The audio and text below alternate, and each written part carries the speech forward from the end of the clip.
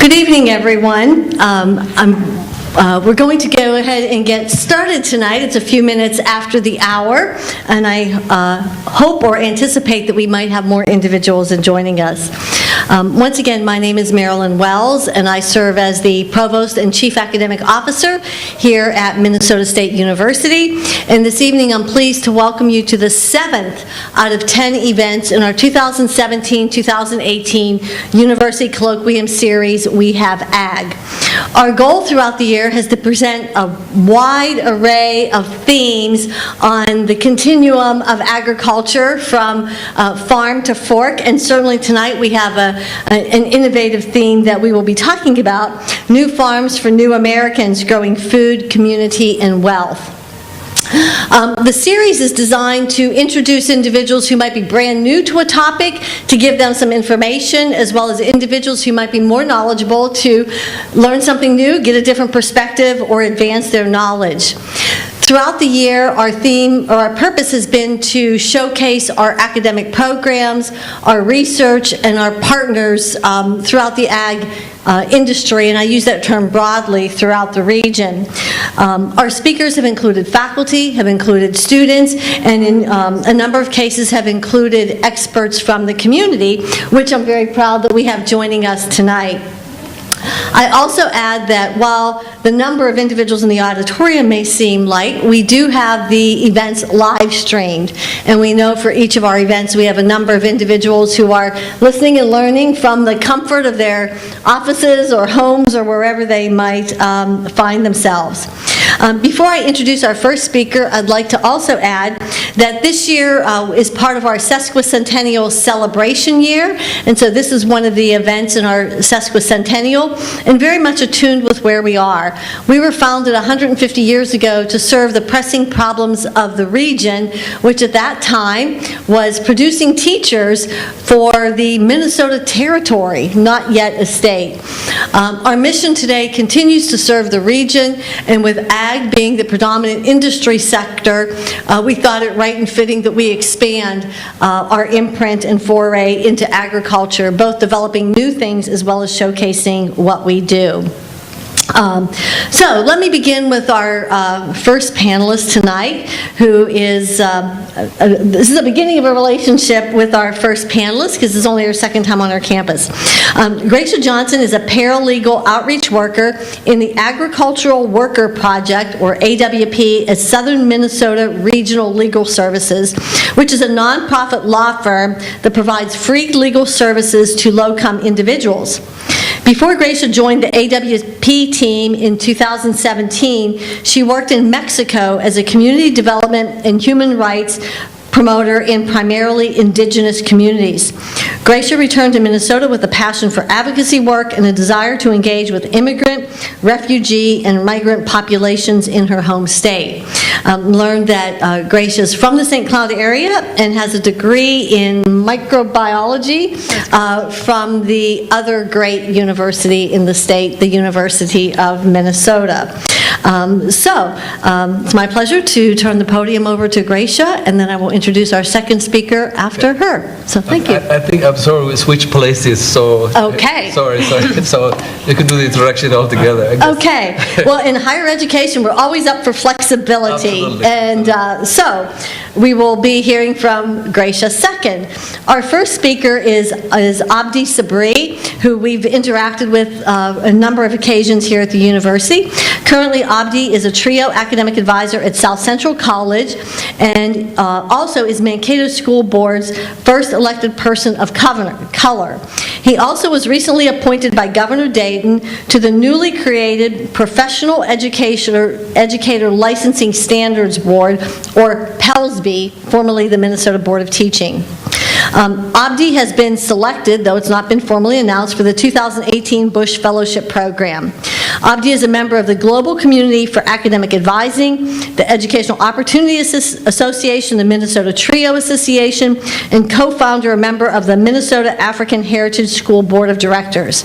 Abdi earned his BA in International Relations and Political Sciences, and will be beginning a graduate degree here at the university.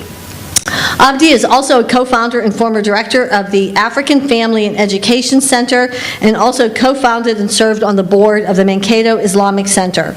Formerly, Abdi was a commissioner for the Region 9 Development Commission, a 2010 Blandon Leadership alumni, member of the Mankato Public Safety Advisory Board, and Backpack Program Advisory Committee.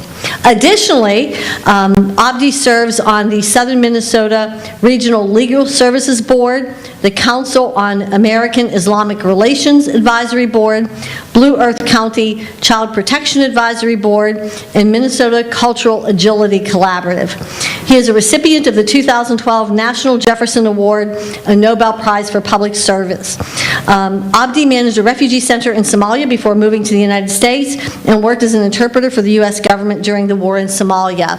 And that's just a highlight of his many accolades and engagements. So we're really honored tonight to have these two experts share with us some different perspectives on agricultural life in southern Minnesota. So, Abdi. Thank you.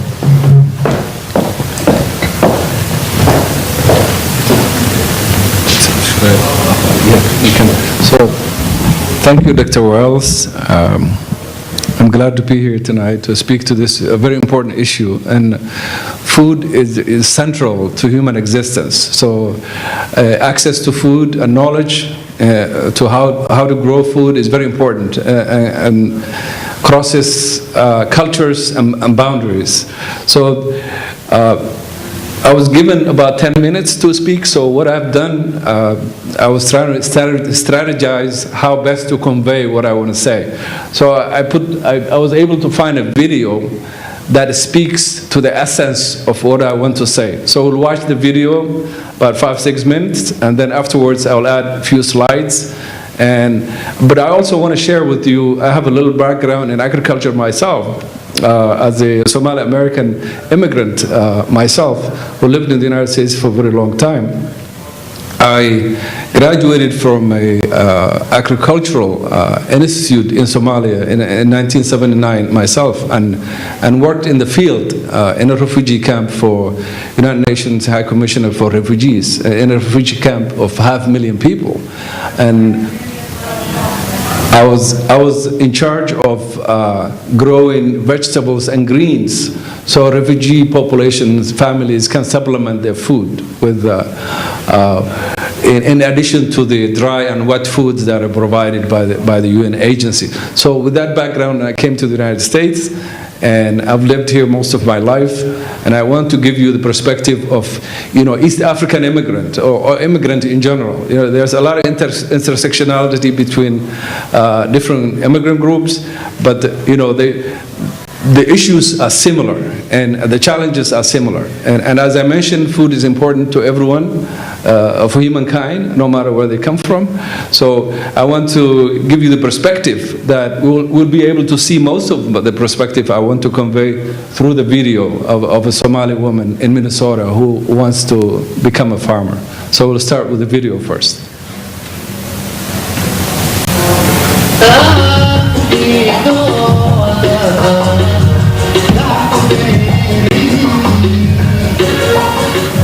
She came all the way from Somalia, a torn land that is ravaged by violence and wars. Naima lives with her family in the Twin City suburbs for years. She was looking for a piece of land, a place she could go home. This is her story, the story of Naima's farm.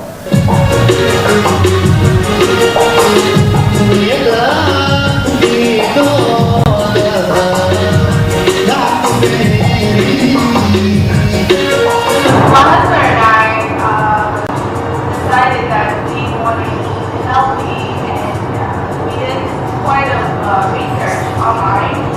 And some of the food that we were bringing home was not best for us and for our children. So we started small scale. So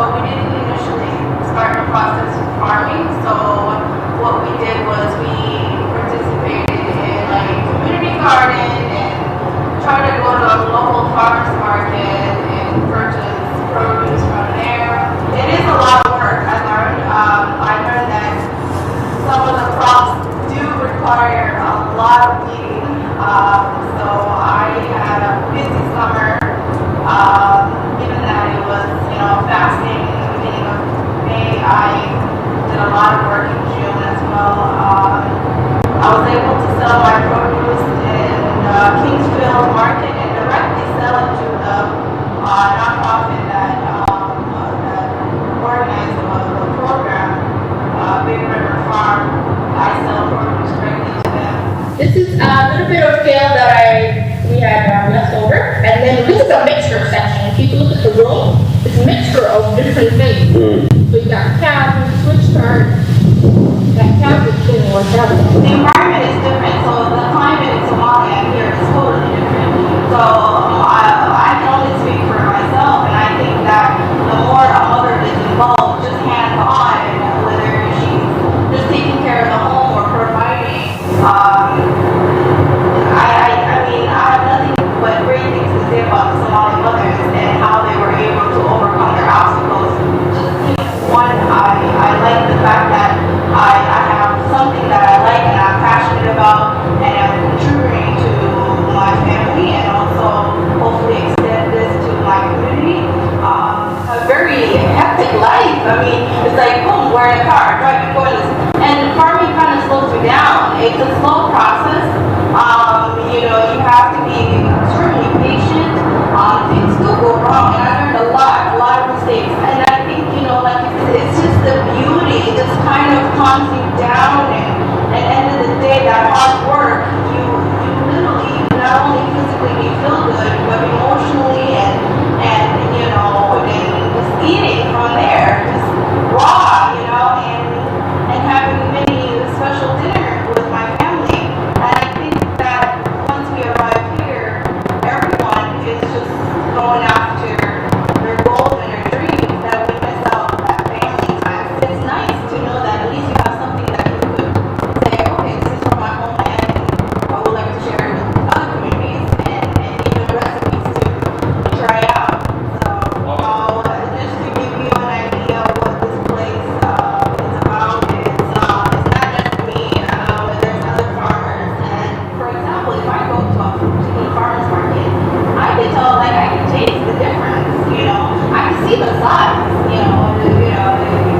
organic, my definition of organic is things shouldn't be big. When it comes to farming, things will go how you plan and things won't go. So it's just a matter of just working with whatever's happening in that moment, and I incorporate that with my busy life, taking care of my kids. And then what I enjoyed the most about farming this year was that my kids were able to see what I do. So I was able to teach them the importance of hard work. That's one, because I'm a very hard worker person. So I want my children to understand that weeding was something that I learned, that it's not something that you can't miss. So that kept me coming here a lot of trips to make sure that I maintain the land. The amount of bookkeeping you keep, the more as far as these guys, you put them out. You harvest the day before you sell it to the market. When they harvest, so this is our harvest section. Yeah. So when it's there for a couple of weeks, and that's when you put it on the ground, and not for every crop. I know he's a bad goose.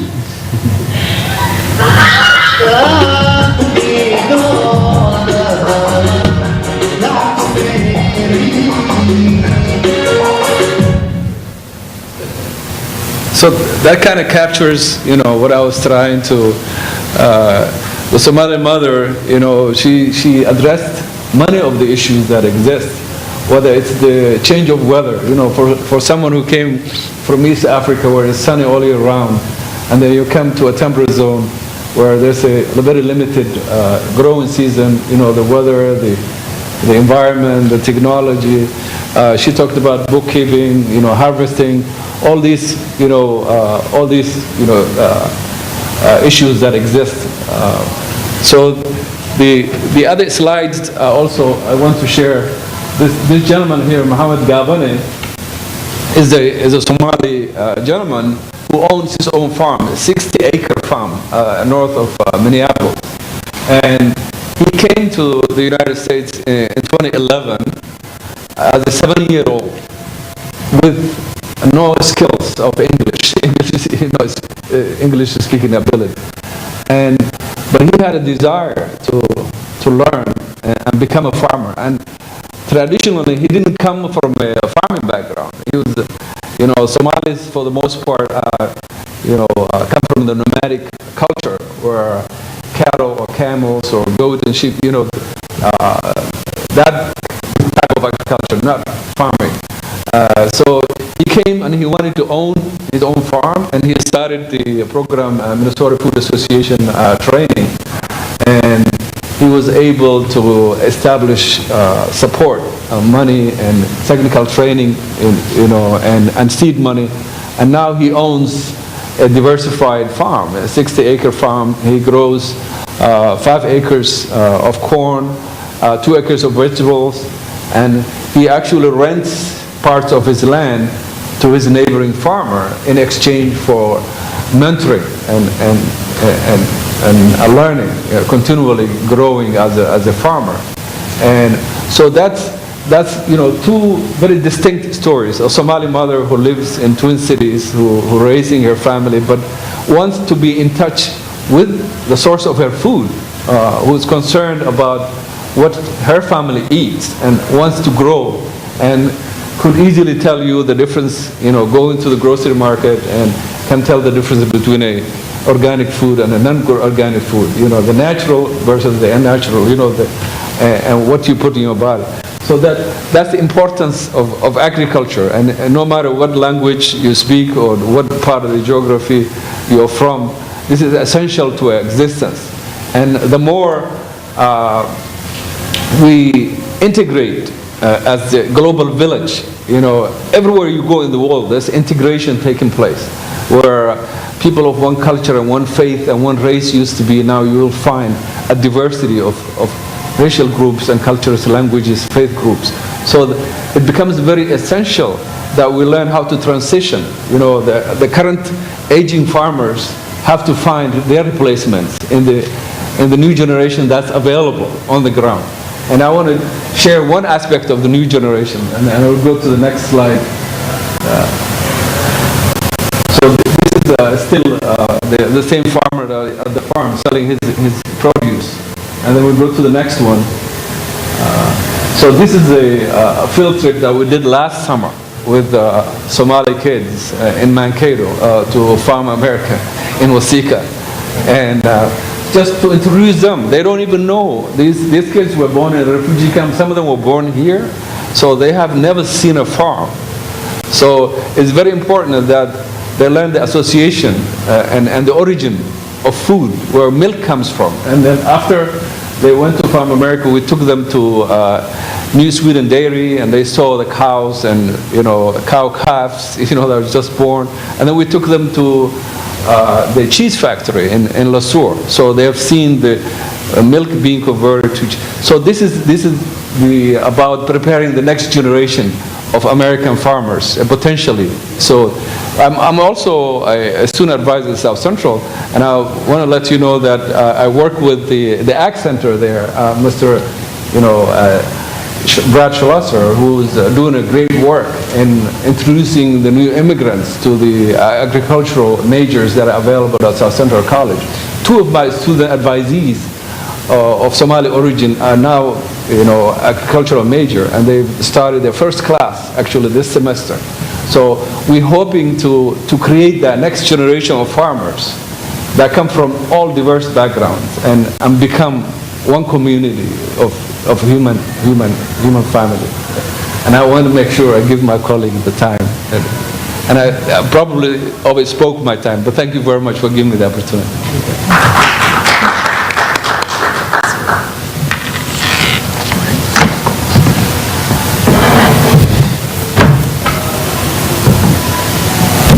Hello. Thank you very much, Avdi, for providing that information for us. I am here with the Agricultural Worker Project of Southern Minnesota Regional Legal Services, and I will be providing a different perspective, perhaps, than the group of New American families that are in agriculture. We serve clients that are agricultural workers in the state of Minnesota. So, to begin, will you change the slides for me? Yeah. Thank you. Southern Minnesota Regional Legal Services is a nonprofit group or organization that provides free legal services to the 33 counties in southern Minnesota. And the services that we provide vary from issues like government and public benefits, so if anyone is having unemployment insurance issues or needs to apply for medical assistance, we could help. We also help with housing issues, family law, immigration issues, and other elderly care, benefit, and social security issues. And we provide education and disability rights, legal counseling as well. And the Agricultural Worker Project, specifically in Minnesota, actually serves wider than the Southern Minnesota Regional Legal Services range. We serve the whole state of Minnesota as well as the state of North Dakota. And so today what I would like to just briefly provide is a definition of who is an agricultural worker, as defined both in the United States as a whole and in Minnesota. And then I will talk about the distinct populations of agricultural workers in Minnesota, because there are some various groups that we have here on a seasonal and migratory basis. And then I will talk about the various legal concerns that agricultural workers face in Minnesota and how the Agricultural Worker Project is able to assist and provide legal services for them. So who is an agricultural worker? Agricultural work can consist of typical field work, which can be planting and harvesting various crops, as well as rock picking, weeding, and operating agricultural equipment and machinery. Agricultural workers can also be found in canneries, which would involve things like pea pack, corn pack, carrots, and other vegetables. Agricultural workers work in nurseries and greenhouses. They are also found on livestock farms, which could be anywhere from chicken and turkeys to hogs to cattle and the other various livestock forms. And an agricultural worker could work in aquaculture. This is a bit of a surprising one, but there are shrimp and fish farming factories in Minnesota in which agricultural workers could be found. They also work in forestry work, typically in the northeastern area of Minnesota, and they can work in beekeeping. And some of you may be familiar, there is also an H-2A guest worker program that allows for agricultural workers to come to Minnesota and to other states throughout the country in order to do seasonal and temporary work on a worker visa. So who are just to go over some brief statistics here too. I think that the number of agricultural workers in the United States is a surprising number of nearly 3 million agricultural workers. And agricultural workers can be here either on a year-round basis, doing work for operations that operate on a year-round basis, or doing seasonal work. And they can be migrant or permanently settled workers, which I will go over in just a moment. There are 3 primary groups of agricultural workers in Minnesota. The first population of workers are migrant workers. And each summer, there are around 300 agricultural workers that come to work in each cannery in Minnesota, and there are approximately 9 canneries throughout the state, which means that over 2,000 cannery workers may be coming from various states throughout the country. The Minnesota population of migrant workers typically comes from Texas, as you can see in the map above. And we see people starting to come to Minnesota around April or May, and typically will stay and work in canneries or do other migrant work through October, November. Migrant workers typically learn of the work that they're doing through farm labor contractors, which could be contractors that travel to the state where they are from, or some labor contractors work throughout the state to recruit workers. Migrant workers can also learn about the work that is available through company recruiters that come directly from canneries or other employers, or they could hear about the work by word of mouth or through family connections or through a historical connection to employers dating back through the family generations. As I mentioned, most workers do come from Texas, but there are some workers that come on a migrant seasonal basis from Mexico and other states. And it is important for these workers to find housing. Occasionally, the employer will provide housing in apartments or other on-site housing units, or they are able to rent or sometimes own homes in mobile home parks situated nearby their work sites. There are also a variety of migrant labor camps in Minnesota where families are able to come and live seasonally and work nearby the canneries or other work sites. Or we have oftentimes found agricultural workers living in motels or with families in the various cities where they're working. And the migrant workers actually have a special set of protections under federal and state law, which allow them certain workplace protections as they are here on a seasonal basis. The second group, which I touched on, is the H-2A guest worker program. This is a non-immigrant worker visa that is offered to individuals that come from different countries to work in the United States on a seasonal basis. And this temporary guest worker program usually affords approximately 10 months at most for the worker to be in the state or in the country working for the employer who has requested H-2A workers. And to give you a brief rundown of some stats, there were approximately 1,400 H-2A workers in Minnesota throughout the 2017 season, and these workers were employed by over 100 employers. So the H-2A program is certainly something that is growing in its usage throughout the state. The countries of origin where workers typically come from are Mexico, but I have also spoken with workers from South Africa, from Ukraine and Central or Eastern Europe, and it's always surprising to hear different languages spoken as we are speaking with different agricultural workers. The common positions that we see are orders for nursery and greenhouse workers, as well as agricultural equipment operators, and then your typical vegetable and fruit pickers, which is more hands-on manual labor. The H-2A program affords special protections for these workers as well, and some of the protections that we like to highlight are free housing that must be provided by the employer. There's a special wage at which H-2A workers are paid, and in Minnesota that is $13.06 per hour in this 2018 season. And there's also a guarantee called the 3/4 pay guarantee, which affords the worker the opportunity to be paid for at least 3/4 of the hours that were offered in the original contract. And this is so that in case there was a low season, if crops were bad, if the weather affected the work that the workers were to be doing, that there would ultimately be a 3/4 pay guarantee for the workers. And finally, the round-trip travel for the worker to come from their home country to the site where they do their work and return must be reimbursed. And these are just a few of the things that the H-2A contracts afford, but if you have any questions about the different H-2A program requirements, I'm also available to discuss those further. And third, we have a year-round settled worker population in Minnesota, which this is often the population that performs livestock work in Minnesota. These livestock operations are typically 24/7 year-round operations, which means that there is a workforce that must be available that is not on a seasonal basis. And this, what we typically highlight when we talk about this subset of workers are the dairy operations. Dairy operations do operate 24/7, and there are over 3,000 dairy farms in Minnesota, which requires a large workforce.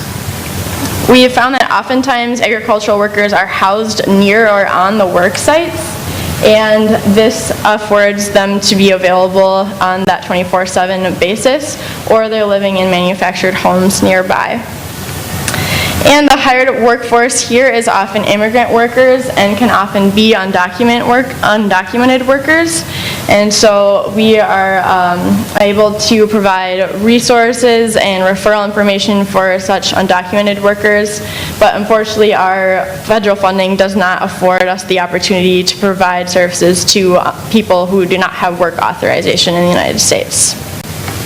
But in total, the estimated number of agricultural workers in Minnesota from 2016 is 70,633 workers, which means that there is a large part of the agricultural industry that could be eligible for our services in the event that they have any questions about their workplace rights.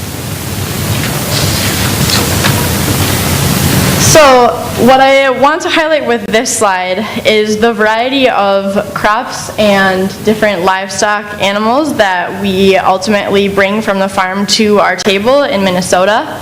And as you can see, there are sugar beets produced in Minnesota. We are actually the #1 producer of sugar beets in the country. We are also the #1 producer of turkeys in the country. So we have a leg up on everyone else in that regard. But we are also a top 10 producer of things like corn, soybeans, and various grain crops. And we are also a top 10 producer of dairy, cheese production, and red meat. So we do have a large workforce that is involved in the production and processing of cattle and other dairy products. And the breakdown, just to provide you with a snapshot, is that we produce 53% crop commodities and 47% livestock commodities. Perhaps there are some of you in the audience that know even better than I do on those statistics, but that goes to show that there are probably a breakdown of 50-50 agricultural workers in both of those industries as well. And last but not least, how can the Agricultural Worker Project help? We typically provide legal services in these 3 areas highlighted above. We offer employment-related legal advice and representation if someone's having issues with wage theft in the workplace, which could include not being paid overtime or if the worker is not being paid at the proper rate. There are also unsafe working conditions. If a worker or group of workers does not have access to breaks or bathrooms on the job, this would be a legal concern. And there is also the possibility of pesticide exposure, and we are able to refer workers to the various referral resources or places to submit complaints if they believe they have been exposed to pesticides. We also assist if there are problems with the living conditions in any employer-provided housing, which could be things like too cramped of living spaces, if there's overcrowding, if the screens or other health safety codes are not up to par in the housing. We also assist if there's any employment discrimination or retaliation going on, and this could include if a worker has an injury on the job and needs to contact workers' compensation. We would be able to refer workers to the help that they need in order to discuss that injury, as well as make sure that there's no retaliation if the worker needs to leave the job or would like their job back. We can assist with violations of H-2A contracts. We can assist with any problems with farm labor contractors, and we can also assist if there are issues in the recruitment process. As for immigration, we typically only assist with 2 different types of visas. A U visa is available to those who are victims of crime, and a T visa is available to those who are victims of labor trafficking. And the signs that we look for if there is potential labor trafficking going on is if the employer or someone within the company has taken their official documents, such as passport, ID, if there is little to no pay, if work is excessive or if the hours are unusual. If there's any requirement to pay a recruitment fee, that's a red flag of labor trafficking. Or if there's any use of physical force, if there's threats, such as threatening to report to Immigration and Customs Enforcement, or if there are any false promises related to the job, these are things that we would be on the lookout if workers were informing us this was happening in the workplace. And finally, the public benefits issues that we can assist with are to expedite the application process for food stamp applications, and this is something we typically see of migrant cannery workers that are coming to Minnesota and would like to be able to purchase food for their families. And then we also assist with unemployment insurance denials in the event that someone does not receive unemployment insurance after they are complete with work. And then just to specify what the Agricultural Worker Project does not assist with, we do not handle family or criminal law matters, so only civil legal services are provided. And we do not give advice to small business owners or operators, so I would refer you to my friend Abdi if you had questions about new Americans that wanted to start up small businesses in the farm industry. And we do not provide direct services related to workers who are finding or hoping to find employment in Minnesota. So we would also refer workers to other organizations and partners. And then finally, what we do in order to help workers know about their rights in Minnesota is extensive community outreach and education in Minnesota, which is why I'm grateful to be here tonight. We like to present at various community partners and organizations that might be able to help us spread the word to agricultural workers about their rights. And then we do also try to visit with workers at their housing sites throughout the spring, summer, and fall seasons when they are throughout Minnesota and available to speak with us.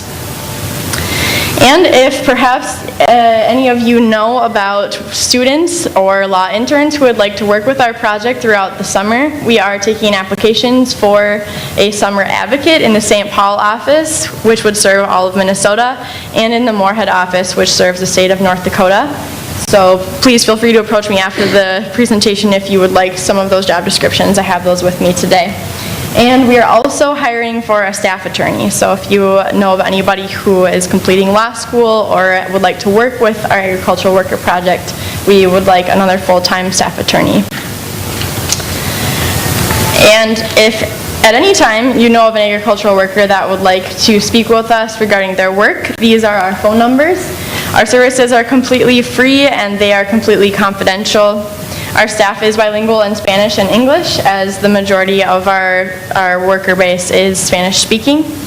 And we will not take any action without the permission of the agricultural worker or client, so they can know that it's safe to speak with us, receive counsel and advice, but we will not be in touch with employers unless they give permission.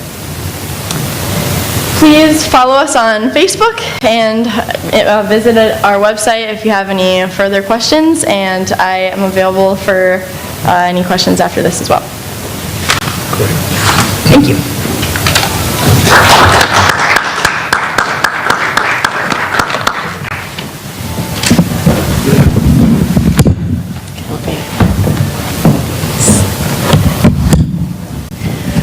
Okay, of the series we've had throughout this year, each one is interesting, but I think I've learned the most tonight that I have at any of our series.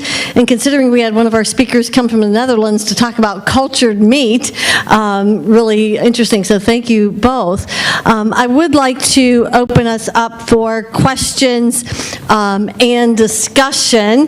And I know we have one student here who's doing this for an assignment, so the teacher in me is going to come out and start with you and say, not do you have a question, but maybe what questions do you have? I wasn't prepared for this. But, I don't know, maybe you just want to say more about like the Somalian farming aspect of it. I kind of just more to talk about that. It's pretty interesting. I don't know. Okay, so you want me to say a little more about the Somali community? Sure. So, as I mentioned earlier, the Somali community came from a tropical country that's sunny all year round, right? And you have more than one growing season, and then you come to and most of the farming is not mechanized as we have here. It's basically very traditional old-fashioned farming, the labor-intensive that the whole family does together, and then you come here, very mechanized. One man can farm such a huge, piece of land. So the comparison, is so big. And so that, in addition to the weather and, society and culture and language, all these other pieces, so it becomes very daunting to even want to think about, and most immigrants end up in cities, typical large cities, where there's no exposure to farming. The closest you get to farming is the grocery store, So that's how do we create that pathway to next generation? That's the essence of what I wanted to convey. How do we are inclusive for like all other aspects of American life? Farming is no exception. We need to find pathways of integration and inclusivity from all aspects of human origin. Thank you. Other questions or comments that we have from our audience? And if you would, for the benefit of everyone, as well as those being live streamed, just introduce your name and where you're from. Sure. So. I'm Bobby Fleischman, the Associate Provost for Academic Affairs. I'm just wondering how many cases, active cases, do you have during a year through your organization that you pursue? Sure. At this time, I believe we have over 60 active cases in our Minnesota office, and adding on the Moorhead office that serves the North Dakota area, we probably have about 100. But that caseload certainly fluctuates throughout the year. I'm new with the program and began in April of 2017, so just coming up on a year and getting a feel for how that caseload fluctuates. But I can say that after the growing and harvesting seasons are complete, usually when we get an uptick in caseload and calls that we're receiving from workers once the season is complete. Thank you. Are there any statistics in terms of the types of cases that? I don't know exact statistics off the top of my head. We do see a number of wage theft cases come through, and it's most common to hear about lack of overtime pay or certain protections for migrant cannery workers who aren't receiving the right pay for the number of hours they're working. There are some kind of specific cases that we see come through more commonly, but I don't have a breakdown for you. Sorry. Thank you. Gracia, maybe you had shared with me before we began this evening that your education was in microbiology. What drew you to this work? What was your passion, and maybe a little bit about the work that you did while you were in Mexico? That's a great question. I did graduate from the University of Minnesota with a degree in microbiology, and I had focused also in public health and Spanish.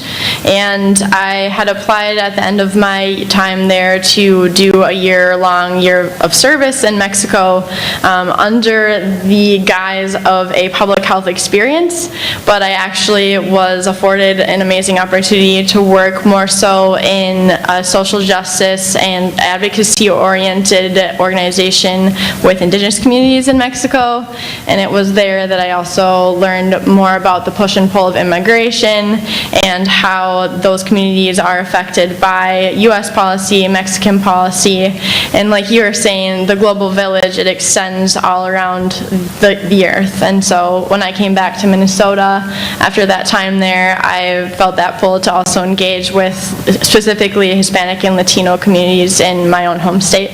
So I was looking for jobs in which I could do that, and this is where I landed. Okay. Other questions that we have from the audience? Brian. Hi, I'm Brian Martinson. I'm a Dean of College of Science, Engineering, and Technology here at MSU.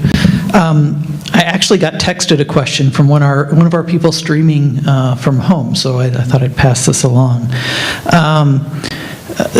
Basically, given the panelists' areas of expertise, can they help us understand some of the niches that MSU might fill as far far as the support of rural communities and specialty farmers, maybe thinking particularly about things like support of Spanish-speaking communities. So MSU's role or what we could do to help. Yeah. Sure. I will extend a huge thank you to Mankato, Minnesota State University, for your invitation to the Agricultural Worker Project and other organizations such as ourselves. The other time I've been able to be on campus here was with the Multicultural Network, and we were able to connect with many from the community in order to raise awareness around farm worker rights, as well as supporting the Spanish-speaking community. So I appreciate what you are already doing. And I would invite students and faculty and staff to engage with those community partners with us if you ever have questions, and to just keep us in mind when you may hear of agricultural workers or other Spanish-speaking individuals in the community who are having legal concerns, and we are available to discuss or help out in any way that we can. One thing that I would like to add is, as we launch this series this year, and a number of other events and programs related to agriculture, and it's the university's intent to do what we do better and do more of it.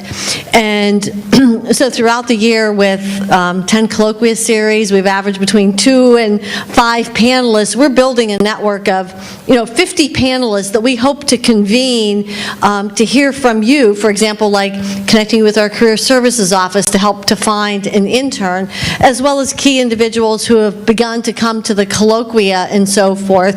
And so sometimes our audiences are larger, sometimes they're smaller, but we're building a network that we look to partner with you to help, because our mission as a university is to serve the region and to have those conversations, whether it's, and across our university, we have sciences here tonight, but as we look at, we do a lot with languages and teaching English as a second language to individuals. I'm thinking, wow, I wish our social work and sociology folks would have been here tonight. So I think that there's many ways that this is a first opportunity, kind of a first date, if you will, that we can connect in many other kinds of ways. So, other questions from the audience? Brian, did you have another one? Okay. Let me just ask a follow-up sort of. I was recently at a conference, an agricultural conference, where we got a chance to tour some, it was out in California, we got a chance to tour a lot of different facilities. One of them was set up very much like you were speaking of. There was a on-site housing unit we got to tour, and there were a lot of things that were very promising about that setup, as far as some of the facilities, baseball fields, whatever, but there were also some things that were very striking. The fact that the workers aren't really getting away at all from their job, largely single young males that are not bringing their families. As I think about the topic of today's panel, new American farmers, and you think about the opportunity of particularly education for the children of these workers, access to university education, moving into these careers, the science aspect in my case. Do you know examples, I guess, of places you've seen that have done that aspect well, not just supported the current working conditions, housing arrangements, but done some of the other support services that the rest of the family unit could use?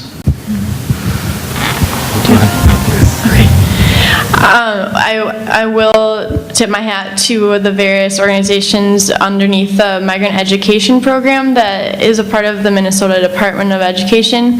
They have a variety of programs that are available for pre-K as well as K through 12 schooling, specifically for migrant students who are coming with their families during the season. Tri-Valley Opportunity Council is one of those organizations that seeks to provide both during the day and some sort of after-school programming, and engages with the parents on various parent nights that we've had the opportunity to come and present at as well. So there certainly is a growing attention to the various family needs, not just the single male worker needs. And then also speaking to the fact that those workers, although single male workers are isolated, the families can be isolated too. And programs like Tri-Valley and others are able to provide that community while those workers are coming either from Texas or other parts of the country or the world to be here during those seasons. Abdi, did you want to offer some perspective on that question as well? Yeah, And that is a very important question, that education is central to people becoming self-sufficient and self-advocate for themselves. So as my colleague mentioned, Minnesota Department of Education has a whole section dedicated to making sure that education is accessible and available to the families of seasonal workers. And there are many organizations that are working as Smarls also has a education wing, represent that work for those specific families. They're called ELAB, Education Law Advocacy Program, that they have multiple lawyers that specifically work to make sure that those people are advocated and represented and given full legal rights as accorded by the federal and state laws. So it's a matter of connecting families to resources, and it's great to see people who are in the field making sure, even if they're not able to serve them in that specific specialty of law, they can refer them to other resources that have, even within the SMARLS, Southern Minnesota Regional Legal Services, there are other options. There's family representation, there's education representation. So all types of civil law, housing, whatever. It's a matter of just, as I said, connecting these families to the right resources and making sure that they're being served as they should be. Thank you. I think we have a question in the back. Tom? We'll get Tom, and then we'll come back to Jim in the front. So.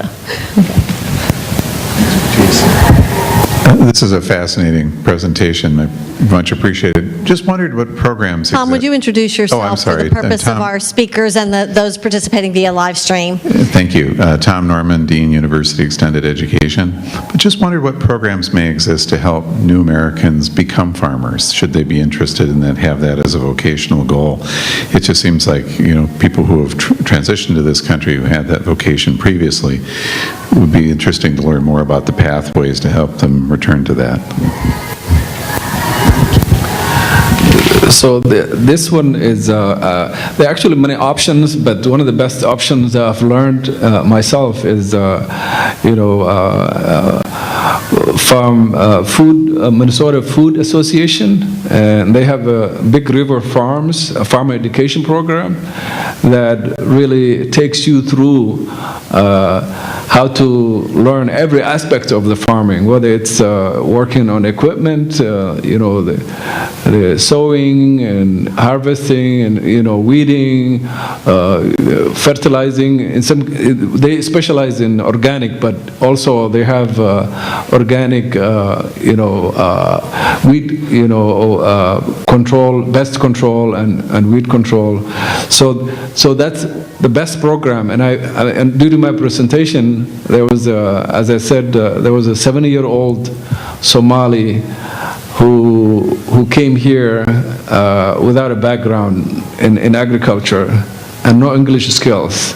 And today, he's a farmer. He owns 60 acres of land, and he grows 7 acres of that is corn, and 2 acres is vegetables and greens, and also he rents his land to the neighboring farmers to exchange for mentoring and other skills that he needs to know, or borrow equipment from them.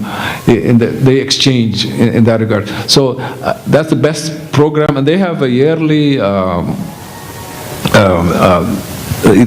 conference that's held in St. Paul at the University of Minnesota location in St. Paul, that actually for new farmers, and that conference provides connections, all as whether it's economic loans, access to money, free seed money from the federal government or from the state, and also connections to the people they need, whether it's the farm machinery industry, or farm economics, or farm management, all the aspects of farming.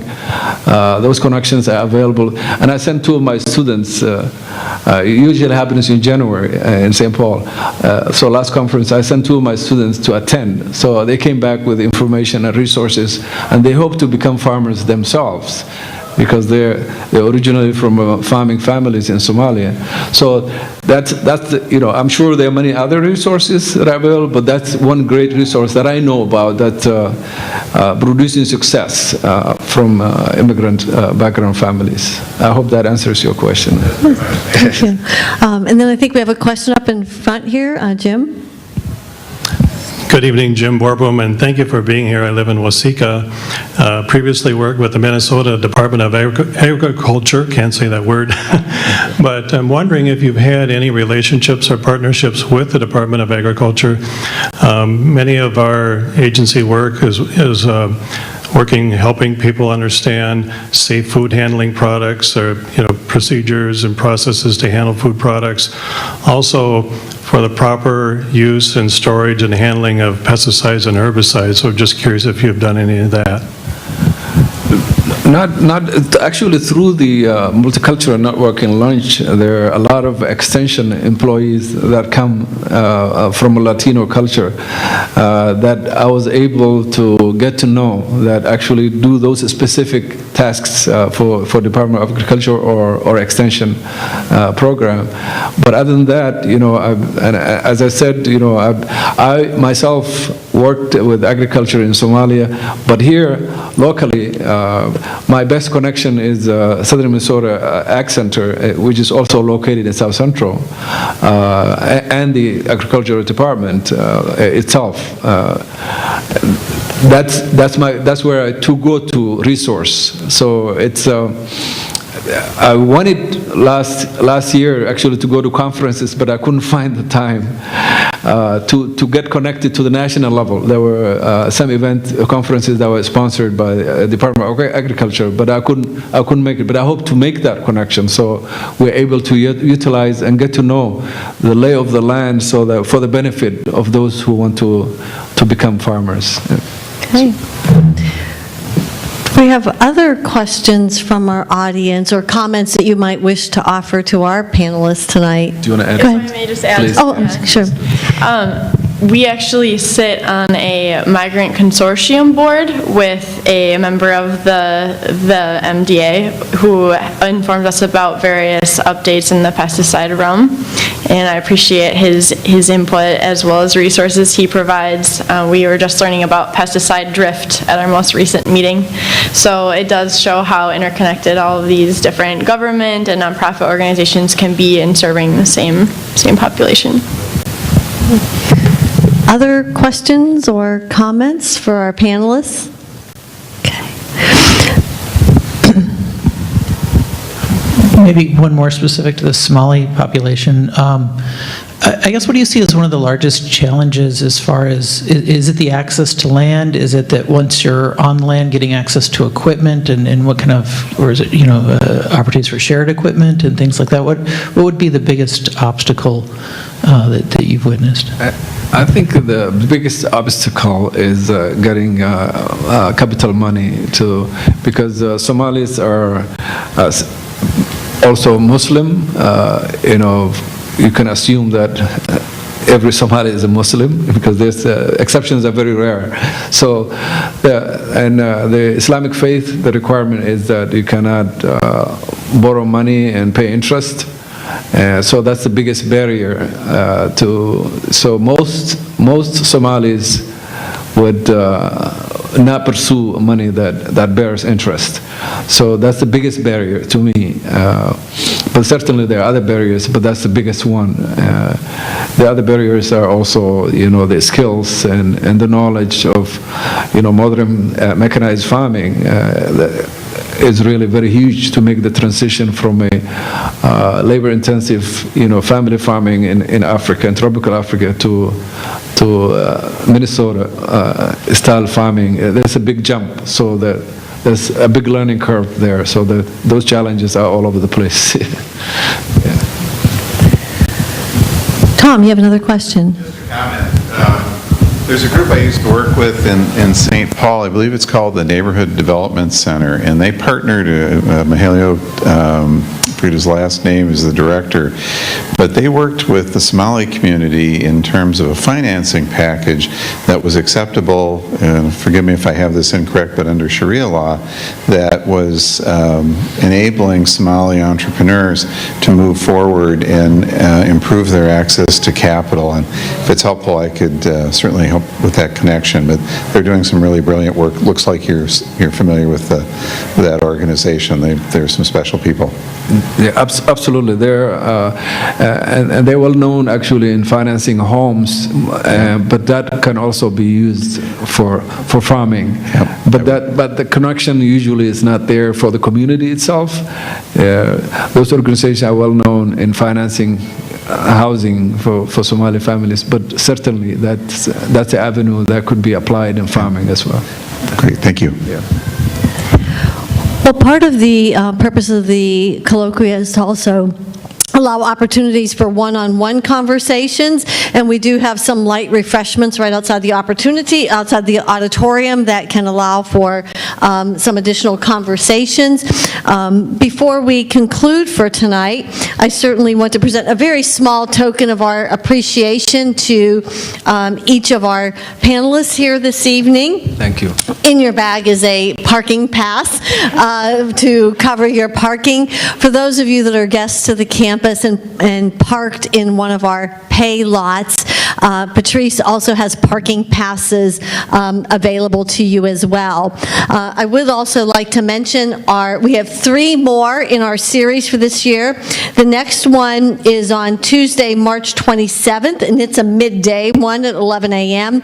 Water quality in our agricultural rich region, challenges and opportunities. And the slate of panelists is being coordinated by our very own Water Resources Center here at the university.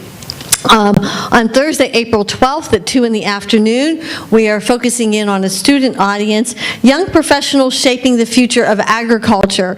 And Grace, I can certainly see you being on that one as well. Again, to give many of our students here at the university that aren't sure what they will do with their major, if they want to do something in agriculture, helping them to make the connection, as well as students who are undecided in their major to find their passion. Thus my question, how did you get from microbiology to where you are?